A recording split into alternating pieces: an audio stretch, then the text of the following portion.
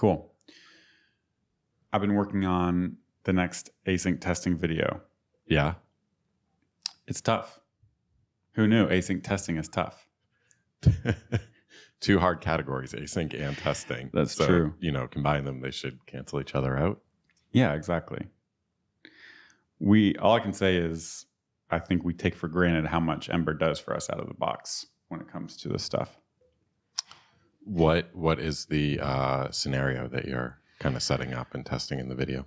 The scenario is we have this bar chart component that we made for the D3 series, and we want to test it. And I want to make like component tests for this thing. But the tricky thing is that it transitions, so it takes time. And that's where all the problems begin. So what? I get so the thing transitions. So what if you write a test for it? You'll start running your assertions while like the component is calculating and changing like height of the chart. Exactly. So where to begin? Like transitions complicate testing because kind of as we've been talking about in the series, anything that takes time, your test harness has to be aware of. So if you think about like testing a function that just runs synchronously, it's really easy to think about because the program just runs from beginning to end, right? But then you introduce asynchronicity or asynchrony. Can we just agree as a community which one it is, by the way? Async. Once you introduce async, no, but you need to be an async function or the noun version. Once you introduce asynchronous, let's go with that. Now you're like out of band. And like, it's interesting to think, remember we used to talk about when we were learning about Node and stuff, like where that like set timeout is not actually part of JavaScript. Yeah. It's like not a JavaScript language feature. Right. It's like a run loop thing. It's like a event loop. Yeah, exactly. Set timeout, set interval. Yeah, I don't even know how like the callback. How do the callbacks work with like jQuery Ajax and stuff? I guess XML HTTP request is also a browser API, not a JavaScript one. Right. So basically anything that interacts with the event loop introduces problems because you're running a test and you've finished your program, but you need to wait for something to happen later. So the question then becomes, how do you know when that thing is done? How do you even know if something has been scheduled? What if something could be scheduled or maybe not?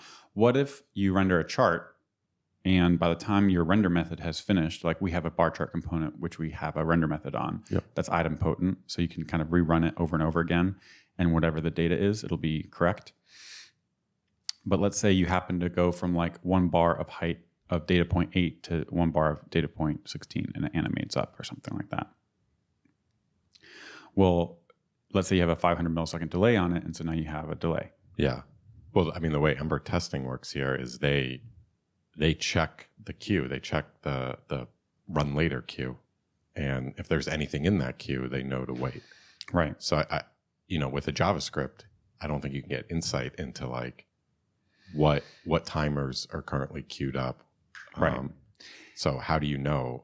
I think you need some sort of abstraction that wraps set timeout or set interval where you can log these things and you can say, okay, something was queued up and this is what run later does. Exactly. So the run loop is exactly the solution to this problem. But when it comes to things like you're writing your own code in D3, let's say D3 has its own timer system. It has timers and it has a way to flush those timers and all that stuff. So is there an API that's like pending timers? No, there's an API to flush timers, but there's no API for checking like the global timer. I don't even know if there is a global list of timers where you can just say, are there any timers that have been scheduled? So I'm still working on this, but kind of you go down this path where you start doing this yourself, where within the bar chart component, maybe you want to, let's just say you have a bar chart and you want to yield out is animating property. So the bar chart component renders the bar chart, but it also has this animating property, or maybe it emits an action like on animation change, and it can be true or false. And that way you can know, the rest of the world can know. You could like block a route transition on this. You could do all sorts of stuff. It's pretty cool, right? But you have to kind of implement this yourself. So that's kind of what I'm doing. So in your D3 code, you like fire like on animating start, do the animation, then when it ends, you fire something else. Yeah. Or like you yield a property that's like is animating and it's true when you start and it's false when you end. Exactly. It turns out to be a little tricky because let's say you have a bar chart and you the way you write D3 is like you pass an array of like 10 elements and you have a bar for each one of those. And with D3 selections, you select all of those bars and you bind the data and then you animate each one. But the way you write D3 is like declaratively per bar. So you're thinking like this bar starts at a height of 0, animate it to its scaled height based on the data point, animate the opacity from 0 to 1. And so D3 and its timers are going to actually kick off like 10 different animations. So if you were to just say like on end, you'd get like 10 different things. So now you need to actually keep track of how many animations are running. That's kind of what I did. It was actually pretty simple. You just, every time you start animating, you increment active animations. Let's say it's just a number. Yep. And then every time on end fires, you decrement them. And if it's 0, there's nothing left that's animating. So this is interesting because this is how Ember testing works with AJAX requests. You know, if there's a pending AJAX request, then basically the test runner pauses because you're probably, you might have a model in flight or you might be loading data. So it's not going to go on to the next step. And the way it does this is that there's like a pre-filter, pre-flight hook. So it basically knows in the sync run of the initial program, something's been scheduled. Yeah. And so it increments like AJAX, pending AJAX request, plus. And then when it comes back, it's minus. And it knows it can continue on to the next step when that number is 0. So interesting. The thing that I'm running into right now is, okay, so you have this thing that keeps track of the number of active transitions. And when it goes to 0, you're good.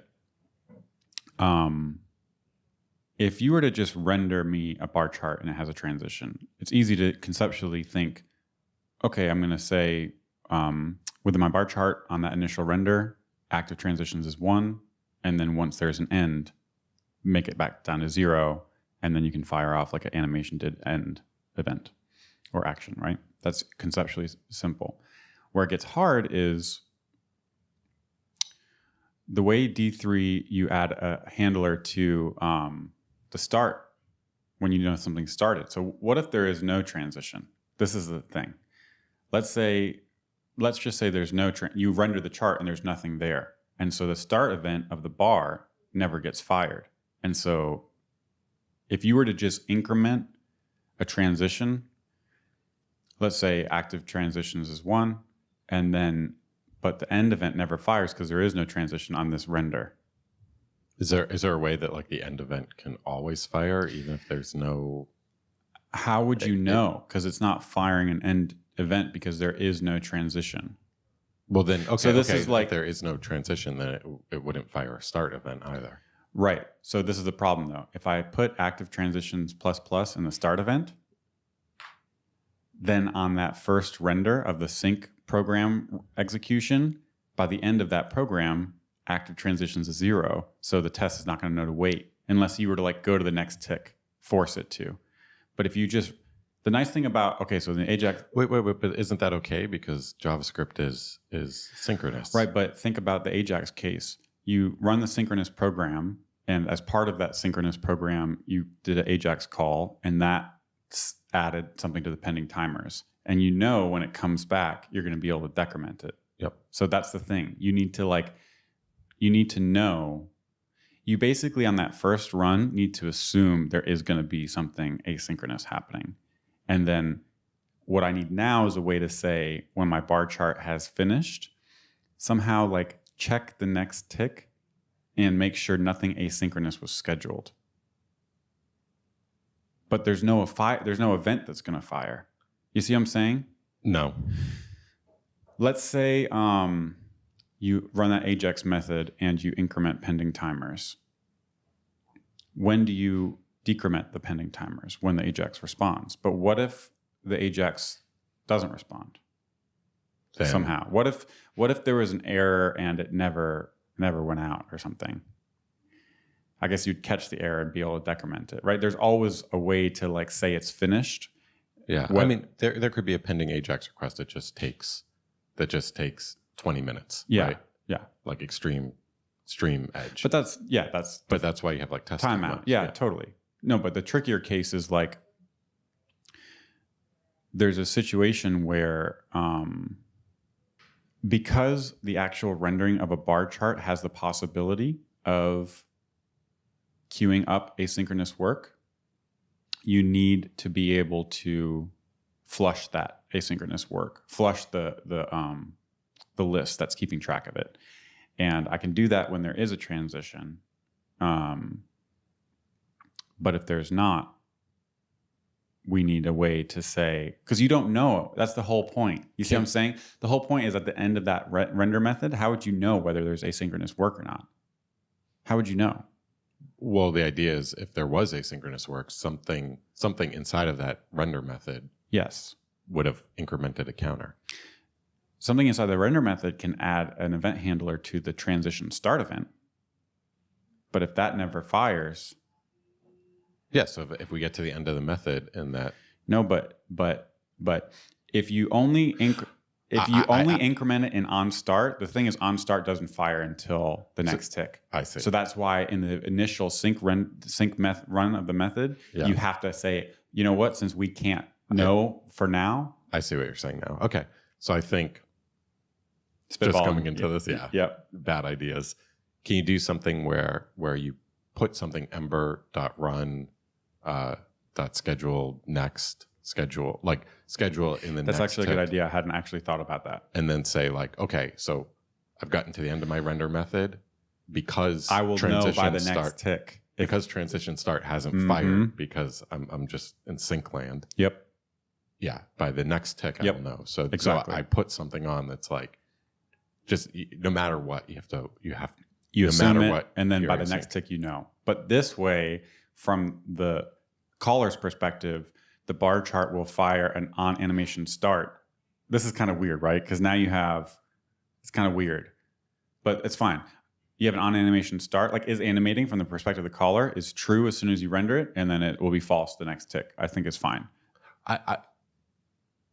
Do you even need to do that? Like, can you have like basically two things? You have like is checking for potential animation true, and while that's but then the true, test waiter is going to have to say either you're checking for potential. You basically have two test waiters here. But like what? Because you don't want to make an API in your bar chart that's like is animating true, and then it next tick is animating false, and the thing was never animating. What's the difference between is animating and is checking for animation? The point is it's asynchronous thing that's like blocking the completion. Basically, it hasn't finished rendering. That's what you want to know. Okay. So finished rendering is basically you're saying you can only be guaranteed you're finished rendering on the second tick. Yeah. But it seems weird. It seems like if D3 had better way, it's just weird. Is there a way that you can there's like different queues that the browser has. Mm-hmm. You know how like promises, even if you just resolve a promise, you do new promise, and it takes a resolve function, and then you call resolve one, resolve true. Yep. That thing is async. It is. It will do on the next tick. It will do on the next because the interface of promise resolve is the next like tick. The A+ spec is. Yeah. Is there like a way that you can just some API like something like that you can abuse in this situation where you're just like maybe that's okay. I mean, maybe that's is the interface and like every chart. Rendering is async. Even if you render a static template, it's like you have to assume it's async. That's just the interface. So maybe it's fine. Yep. Cool. I'm going to try that. Nice. So yeah, to explain, kind of put in context what we're talking about in the series is asynchronous testing. We walk through, if you go to the Ember test helpers repository, those docs haven't made it into the main guides yet. So you have to, but there's a note at the end, at the top of the API docs that will get you there. And they talk about all the testing helpers and stuff. And it's really great since like the testing unification stuff has landed. Like one way to do it all in component tests is really awesome. Yep. And the waiters are basically, they're something that have been very well abstracted away because I haven't had to really concern myself with them for years of Ember development. you do if you get into these nitty gritty details, but by and large, it's taken care of for you. So it's pretty cool just to realize how complex this problem is and how much Ember does for us. The series walks through the things like wait for, which is when the DOM is being changed and you need to wait for something to change there, but Ember doesn't know about it. Ember knows about a few things. Let me just go over them and see if I can remember, because I know you'll remember all of them. The pending timers is the AJAX, the network request, basically. Well, certain network requests made with, actually, I don't know. It's a good question. I think it's XML HTTP requests. I think you could actually just new that up and use that, and it would add to a timer. Really? Maybe. I would say my guess here is no. Okay. My guess here would be like a hook and a jQuery, because I know Ember fetch basically monkey patches fetch and increments a counter when you Right. So the fetch doesn't work out of the box, the global fetch. right. But so you might be right there. Yep. Ember fetch is like it wraps fetch Right. with this timer thing. Right. Sorry, count thing. Right. But basically it's for exactly the same reasons we just discussed, which is you have to know when something's scheduled or not. And so the pending timers is one of them for network requests that it's aware of. Anything on the run loop. So as Ember, right?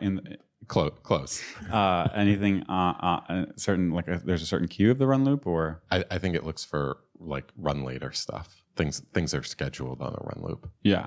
So I think if you have a run loop. Because anything else is going to happen sync. Yeah. Okay. Yeah. But I think if you just you start a new run loop, I mean, it would run synchronously. Right. But like run next or run later. Those would schedule. And they would increment. And so that settled state would be not settled yet. There's some internal data structure, like an array of things that need to run later. Right. And that thing would not be zero. Right. And then the test would wait. And then the third thing is a test waiters. So is the test helpers, like visit and pause and click and stuff like that.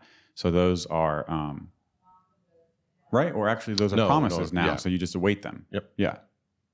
Right. There's another thing. There's a third one. What is the third one? Wait. You'll get it. Timers, run loop timers, network requests.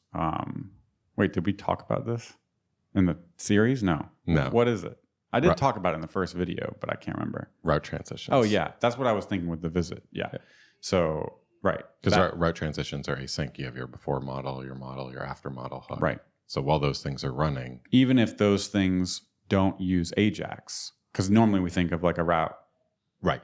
Yes. So exactly. You can return if you just kick off a promise in your code, the test is not going to wait for any arbitrary promise that is created in your code. But if you return a promise, whether or not it uses AJAX, if it's just a promise, they use a set timeout to resolve it 5 seconds later, and you visit that route, the test will know to wait because the test knows that those hooks are async aware. So that's what it will automatically wait for. And it is amazing with just those checks we just mentioned. Yeah, you cover 95% of async code in your program. You can go a year of writing all sorts of tests in Ember and not even thinking about these things. Yeah.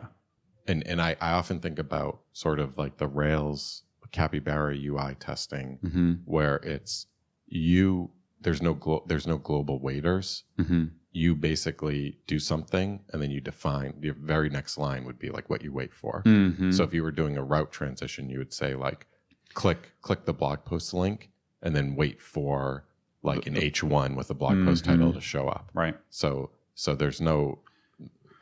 Is magic the right word? I don't know.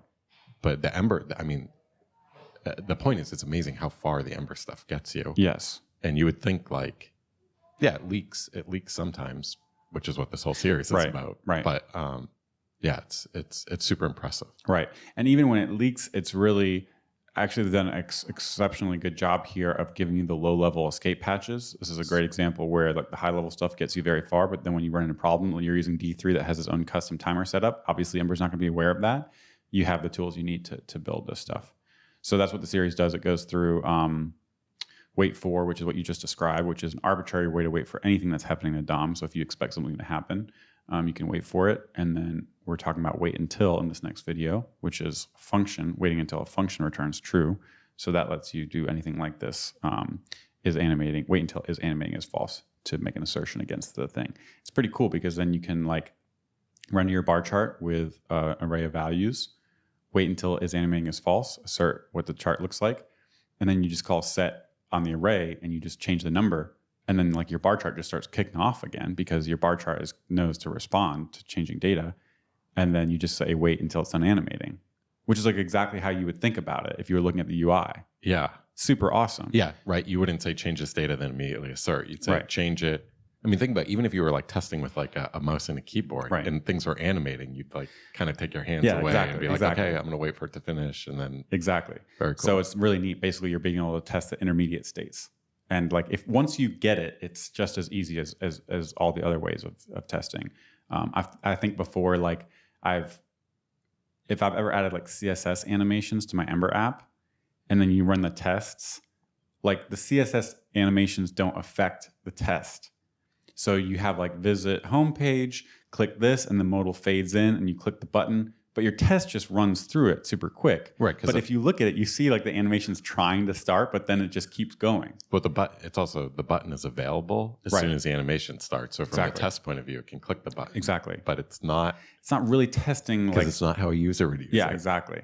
So what you want is you do want the test to wait for those things, and then you want to adjust the duration of the animations in the test, because you don't want the test to take 2 seconds, but you do want to have it potentially take 2 seconds. Like you want to be able to run it in a mode that's like real time, and then you want to condense the time by either moving time forward, which there's a great Dockyard blog post about this that I was looking at that talked about using some fake like tools from Sign-On. Like a fake clock. Yeah, it's called like not Lumix. It's called something like that, and it basically lets you like jump forward 3 seconds. So then the test, you can say like set duration of 3 seconds, render the thing, jump forward 1.5 seconds, and make an assertion that my animation's half done, and then jump forward the rest and make sure the end state is correct. Nice. Pretty awesome. And then you can like, so the test will be super fast, but if you wanted to, you could see that thing happen in real time. So you can change the clock,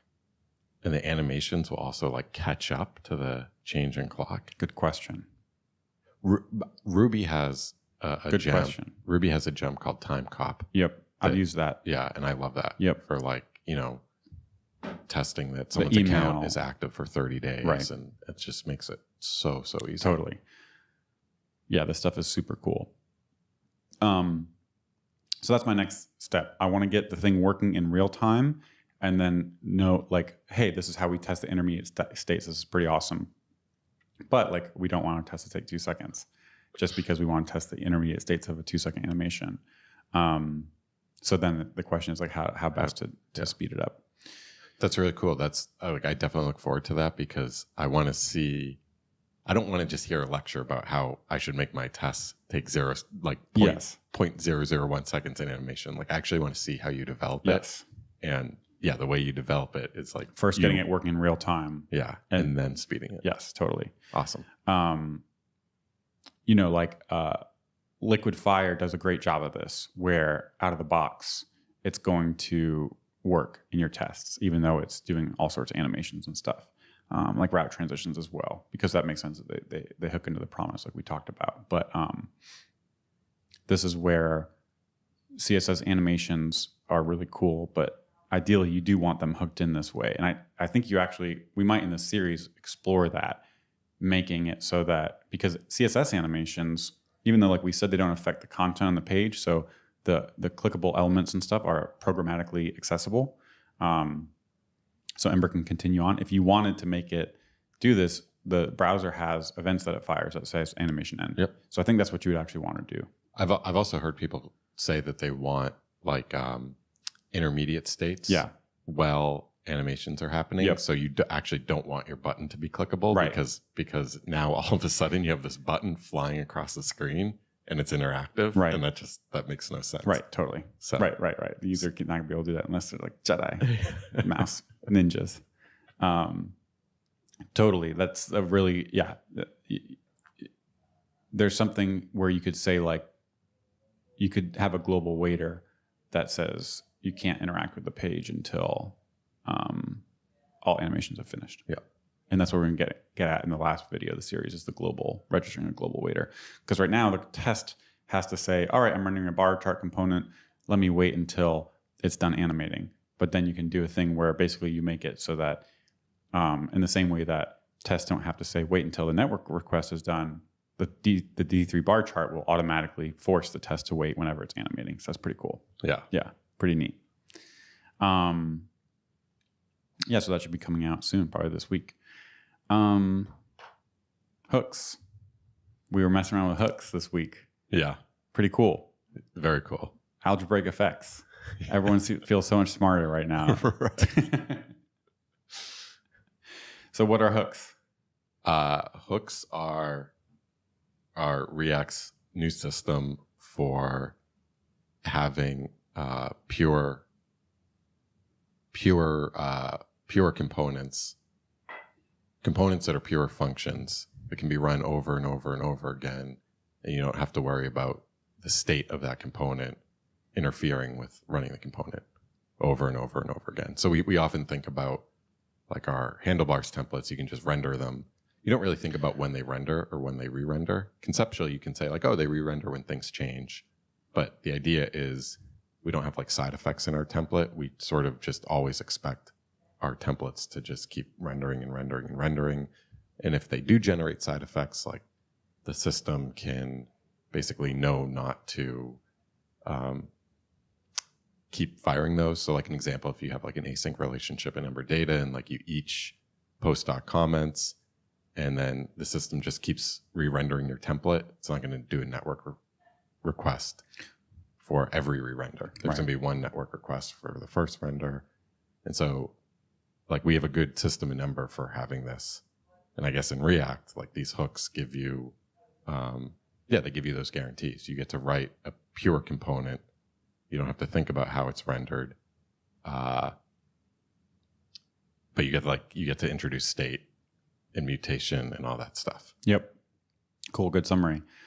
Another one of the main motivations was basically removing the notion of this from the programming model. So in React, as in Ember, we have stateful components. So it's like an instance of a class, and instances have state. You can like new up a person and give it a first name, and like you can pass that object around in its state.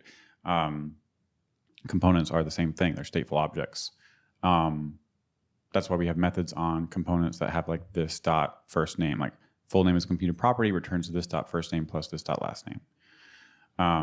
So your mental model is that this thing is like a state bag that's being passed around or rendered or whatever.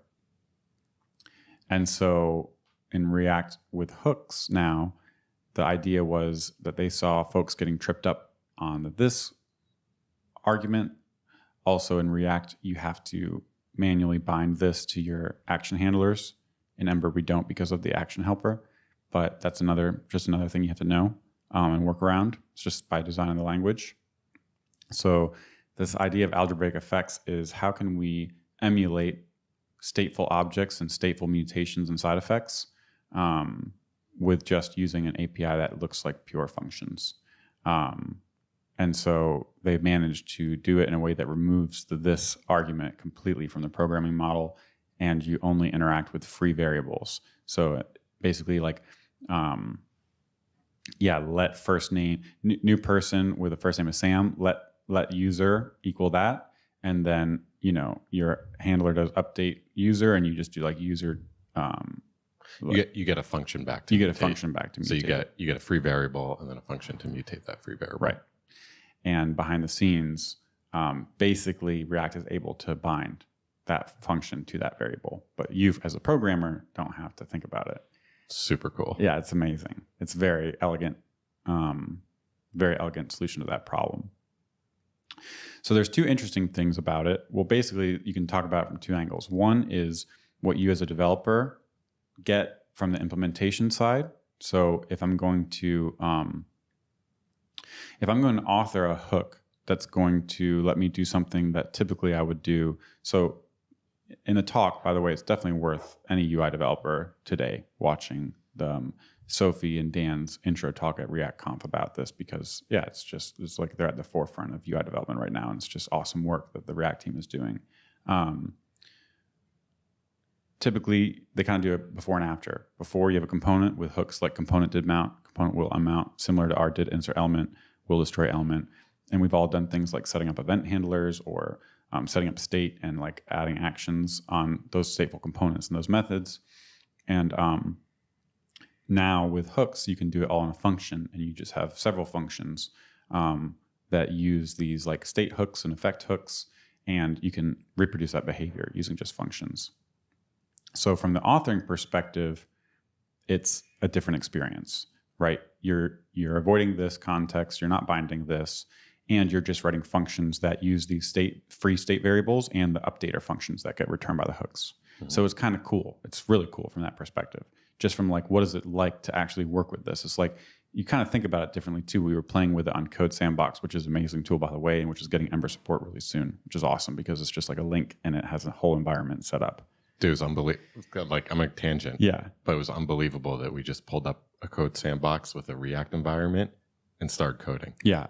There was no NPM. It had prettier. I was doing it this morning. It was like a more pleasant environment than my daily coding environment, because I was like doing stuff and like prettier was automatically working. I'm like, I've just never taken the time to do that. It made me want to do a coding environment all time in the browser. It made me want that to be my full-time environment. Nice. There's just so many little things. The console's right here. I mean, it's a UI for development. It's like the whole thing. I'm like, this is definitely like, I think this is a future for sure. Yeah. Give me an iPad Pro, max that sucker out, throw it up, maybe give me a couple of those. I'll have my editor and a browser right here. I mean, that's pretty sweet. Yeah. Also, just it's like in the cloud. It's in the cloud. So it's what you do. I trust it. Yeah. It's in the cloud because that's how you do it these days. So anyways, back to the discussion. The authoring perspective is just, that's a difference in ergonomics and like affordance and all those things. Like it just feels different. Well, also on the authoring side too is folks can use whatever you write. They can import it. Well, that's the consumption side, which is what I was going to talk about next. Okay.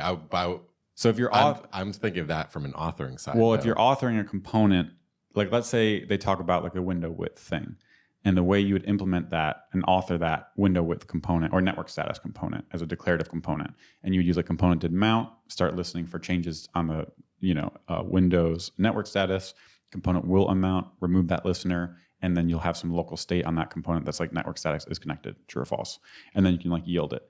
But now the way you author it is like use effect, and you write a function, and then you return a function that's like the cleaning up, and then you use state to like do that.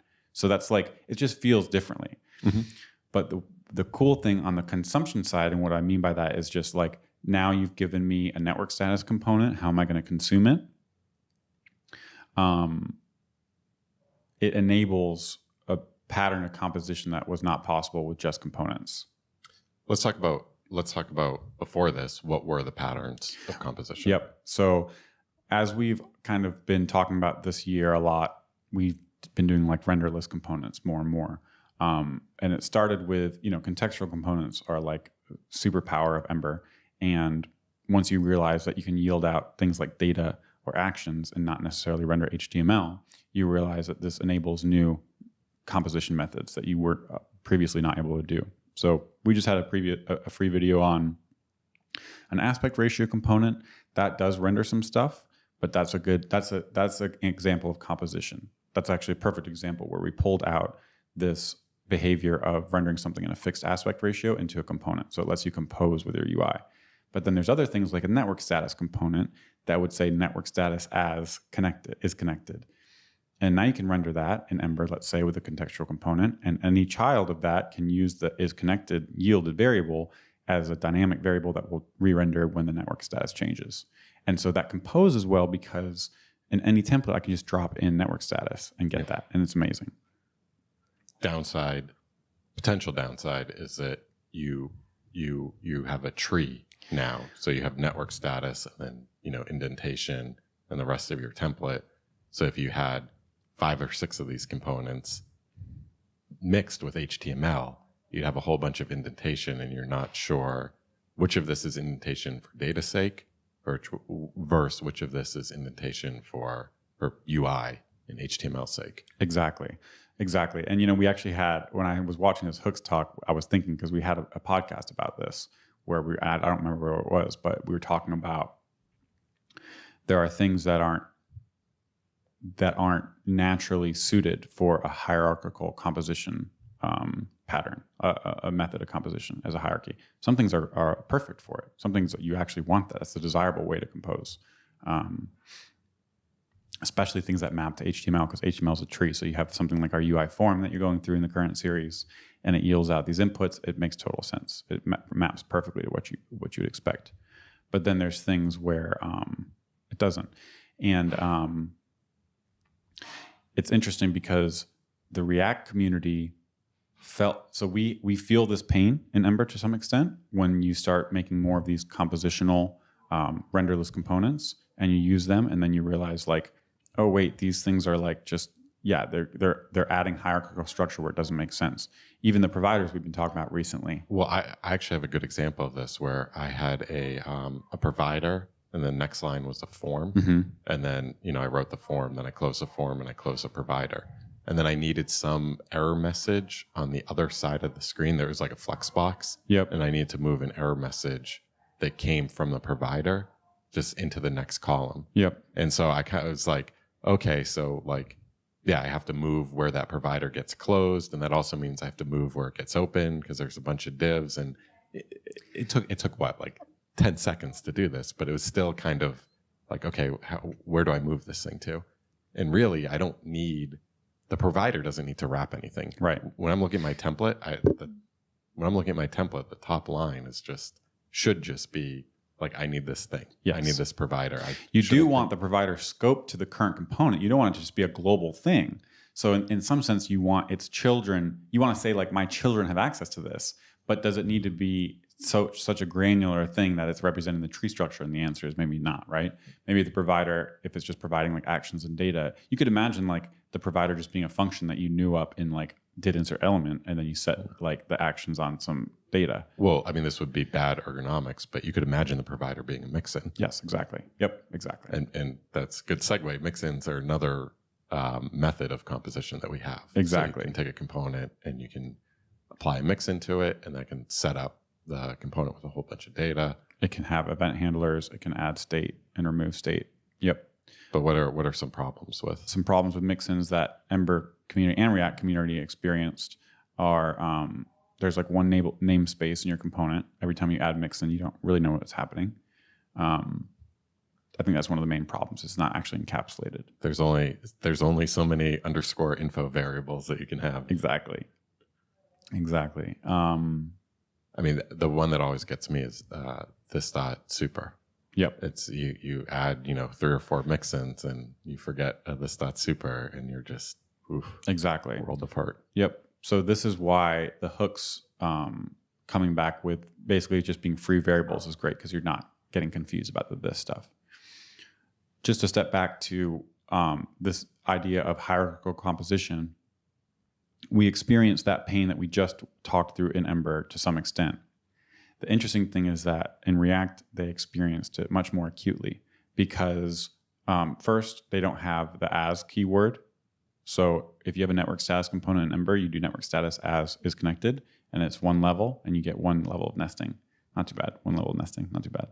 Have 4 components, you have 4 levels of nesting, not too bad. In React, with the render props pattern, which is essentially yield contextual components in Ember, you get 8 because of the way it works. The component is top level, and the child is a function that accepts the yielded property. And so the way it looks is it actually adds a lot of nesting.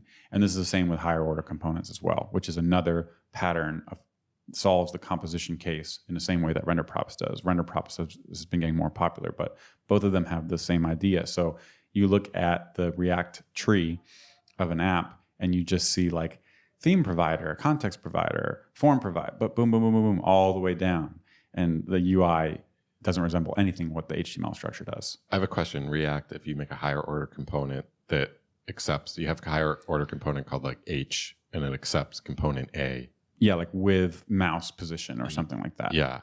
When you look at in the React inspector, do you see 2 components there? I think so. Yeah. So then every higher component. Yeah. Yeah, exactly. So that seems bad. Yes.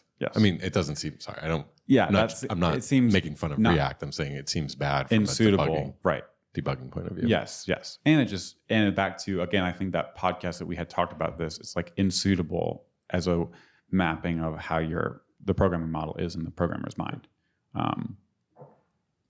So I find that interesting because I think because they felt that pain more viscerally, they wanted to find something. They weren't going to put up with it as long, right? And of course, all these other problems, but that's like one of the main things is like the nesting and this context. And so methods of composition, we have nesting and yields, which is equivalent of like render props are basically higher order components as well. And then you have mixins. Mixins are in a sense more composable than like yielded components because I can take my like user form and mix in like, validatable, or I can mix in all these things to my user form, and my user form can become all of these things as opposed to like it being a child of this, of this, of this, and this. So that's when we say that composable, that's what we mean. Or when they're talking about we want to make things more composable is kind of what you're talking about. In the same way that we've talked about on the show, we've talked about element modifiers, how those are more composable because now I can just take an anchor tag and I can do animatable and trackable, an event trackable without having to do 2 things. It's like, it's composable. I'm just composing these things together and it's not like f of g of x. It's just like, it's like all at the same level instead of a hierarchy.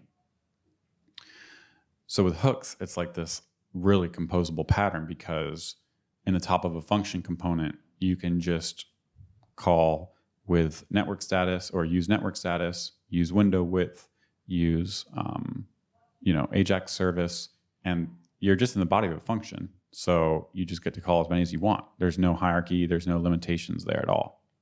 So it's pretty awesome. So that's like one of the main goals. You now have this like ultra composable way to build your components. Yeah. That manages to get rid of the class components and manages to get rid of this argument and lets you work as if you're working with pure functions and free variables. Yeah. It's a pretty incredible design. Apparently it's borrowed from a lot of things, but one of the main influences is this thing called algebraic effects from some functional programming languages. Be interesting to read more about that, but I think that's where some of these ideas come from, which makes sense, right? Like functional programming languages are all about pure functions and yep. That's the idea. Now it's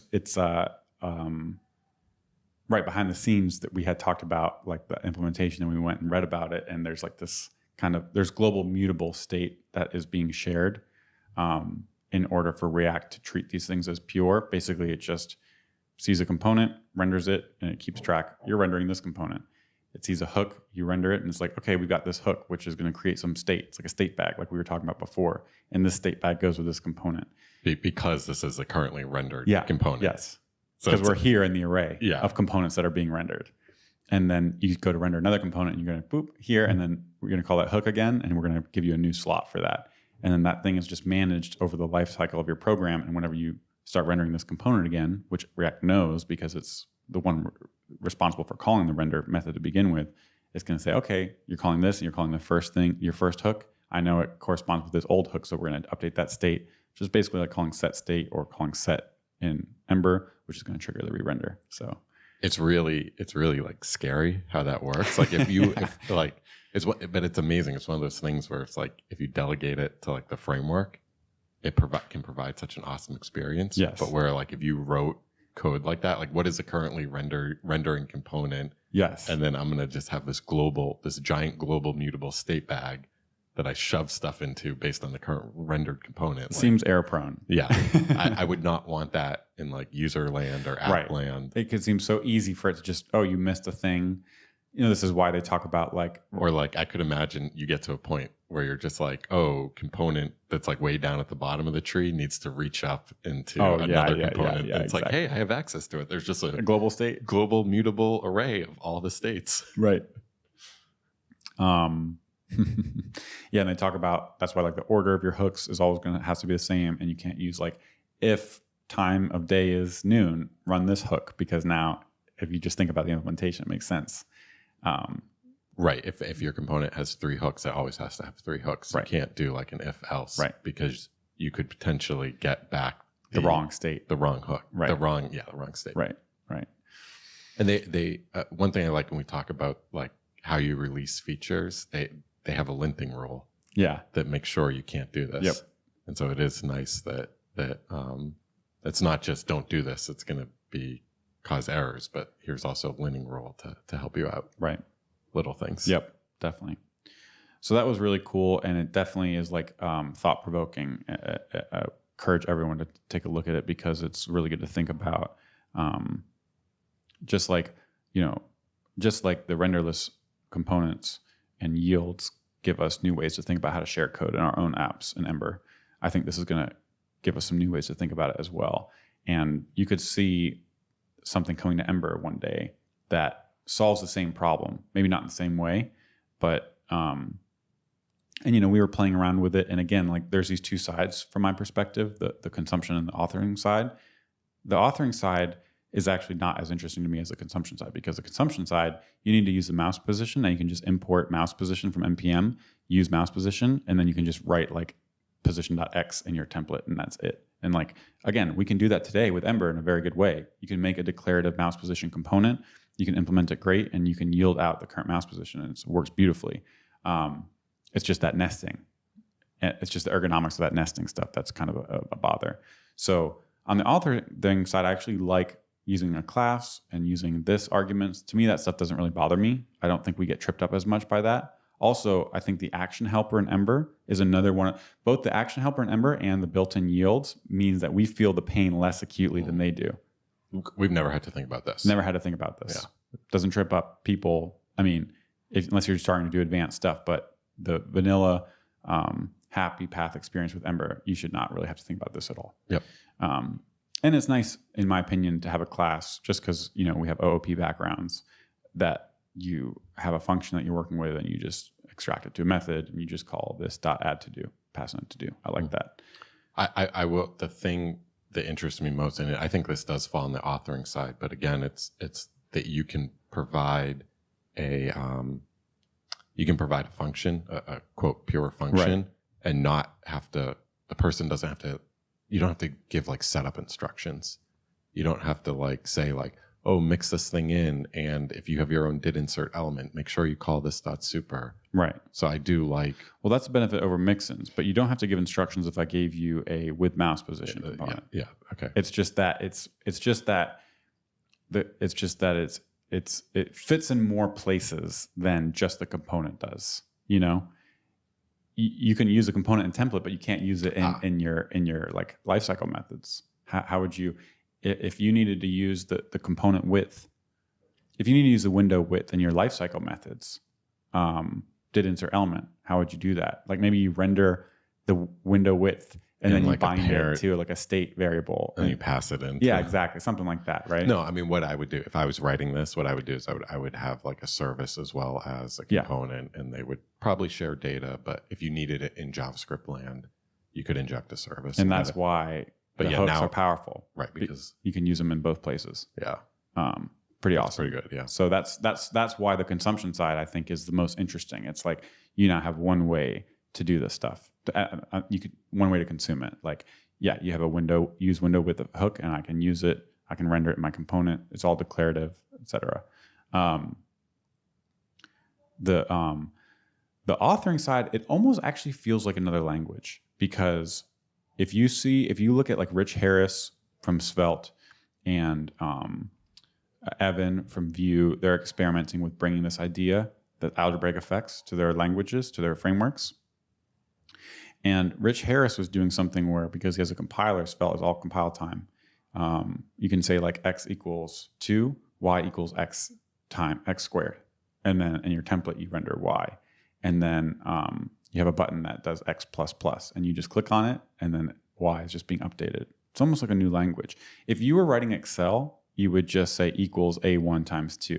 You're writing a formula, but in your mind you know that that's like a live bound formula. In JavaScript, it's not normally, but you could imagine like the Svelte API basically makes it that way. And that's almost what you're doing here, because when you write a function component with hooks it's getting run over and over and over again. Just like, yeah, you're in Excel, you're like, oh yeah, I know. Like I write equals A1 times 2, and I know it's going to get run over and over again every time A1 changes. Yep. So it's really interesting. It makes me think there is what you really want here when you're a UI programmer building like a reactive app is like, you want these to be your primitives. Like you want it to be like this notion of reactivity all the time. Yeah. And you want to just declare what the thing is as a derived value of these other things. By the way, you want that like all the way up the stack. All the too. way, yes. So when like a database row changes, it Yes. just boom, all the way down to Exactly. the UI. Exactly. Pretty cool. Yeah. And I was thinking about that too. Like it's so fast in Excel, you just like click on a cell, you have a reference to it, and then you just write something else as a derived function of that cell. I think like UI programming could be there one day where like you're in a visual editor and you're just like clicking something and then like saying it's equal to this, but the references are taken care of for you. Like I also think hooks are really powerful because they're so low level. This is something React's done a really good job of.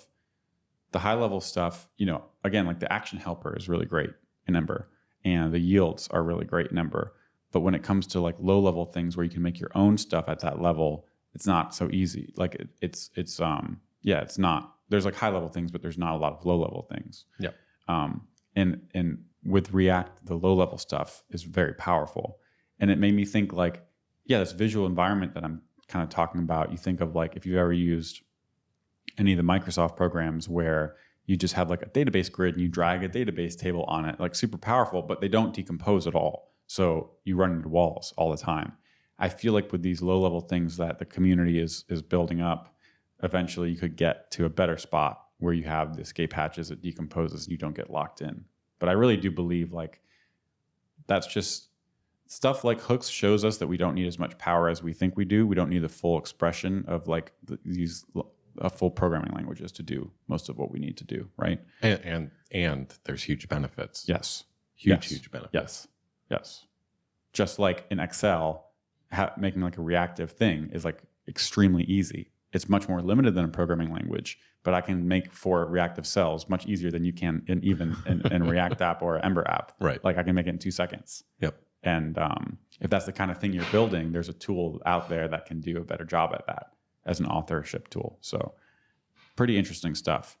Yeah, it would be cool to think about, play around with some APIs for what this could look like. We were talking about it where basically I think the first step would be like, how can you avoid having to nest in a handlebars template? How could you do it where you could like declare at the top with window width as width or something like that? I think there were the let helper RFC covered some of this. I think it was out of scope. Mm-hmm. But I think you could define a free variable with let that gives itself access to the current template. Context template, whatever you call it. But I know you were playing around with some stuff to do this. Mm-hmm. Window width as width with a nesting is how you would normally do it with a renderless component. You could imagine like putting like with window width at the top or window width as a top, and then like basically like on window width change mute current width, and then now the whole template gets it, but you don't have to nest it. So you have a action that mutes. You have a basically a callback action. That's like it's like refs, how refs work in React as well. Like you need a reference to the thing, wait until it renders, and then you have a reference to it. It's like you're getting a reference to the window width. But this is like Excel. If you think about it, you're like getting I need a reference to A1, so I'm just gonna say equals A1 times 2. You kind of want that. You kind of want like window width reference the current width. User form provider reference like the current user and like the sign-in action. And then like you can just do that. Yeah. So, it's interesting because we don't get to just use new primitives that are function calls because templates are not JavaScript by choice. But I also think there is a possible future where there's maybe an extension of the language or something that really is a natural fit, suitable for this kind of declarative, reactive formula type thing. It could be really cool. But I would be most excited if I had to choose one thing that I wanted from the hook stuff. Is amazing. It's awesome. If there's one thing I would want from it in Ember, it would be the composition patterns, like the ability to just I get like a window width component, and then I can just grab it very easily, both in my template and in my JavaScript, ideally. But I don't have to nest it, and it's just easier that way. So pretty interesting stuff. Do you see there just being way less renderless components now in the React ecosystem because of these hooks? I guess if you have a window width, if you have a use window width hook, yeah, I guess it's not a component, even though it's not a component. Kind of is, but it's not. It's a hook. Yeah, it's a hook that gets run. It's basically a function that can get run over and over again and always be up to date. So yeah, I don't think. First of all, the hooks are like alpha or whatever, as Dan EmberMap keeps telling everybody on Twitter. They're like, they're not released, but it seems like that's the direction they want to go. I do think renderless components make sense in a lot of cases, but yeah, I think if you look at that stuff, the use window with being able to just call that and use it anywhere, I think it's just easier. I think at the end of the day, and we were talking about this a little bit, if something is just so drastically easier to use, then it's going to get used. Yeah. Which is not always the best thing, but a lot of times it is. How jQuery got used, how React got used at the beginning, they're very easy to use. It's easy to get your job done. You're in Rails and you need to like open the form, and I can just $myform.slide down. That's super easy. And I'm going to do that. So I think from those easy to use APIs, we get the kind of correct higher level APIs. And I think that's what we're going to see with hooks. So I think if you tell me I need the current size of my component, and I can just import component size and use component size, and now I have it, I'm going to do that because there's nothing easier probably. Yeah. So I think we'll see that a lot. Cool. But it'll be really interesting to see how things shake out. Yeah. So worth keeping an eye on for sure. I mean, I don't know what it's going to look like. I know it's going to be amazing. Yes. There's going to be some like mind-bending, really cool stuff. Yes. It's exciting to be a JavaScript developer for sure, because all this stuff is just, it's like a rising tide lifts all ships or whatever, pretty cool stuff. So yeah, definitely check that talk out. We'll put a link to it in the show notes for sure. Worth watching. And then Ryan Florence had a follow-up where he just gets to kind of go crazy and like hacks on this stuff. It's called 90% Better React. And it's interesting because you see some of the API concessions that were made to enable this. And again, this is where I think there's going to be some high level stuff that we see in the coming year or two that's going to be like crystallize it. Yes. Whereas right now it's like, it's very clear. This is a very low level thing. I liked his talk. It was great to just see all the different situations you can. It helped crystallize this for me. Right. So yeah, worth watching. Yeah, definitely. We'll link that as well. So where can folks find more? So if you want to find the show notes for this episode, go to embermap.com. The newest podcast episode will be up there. And if you like the show and you want to help other people find it, we'd appreciate a review on iTunes. That's the best way to help new folks discover the show. So other than that, thanks a lot for joining us, and we'll see you next week. See ya.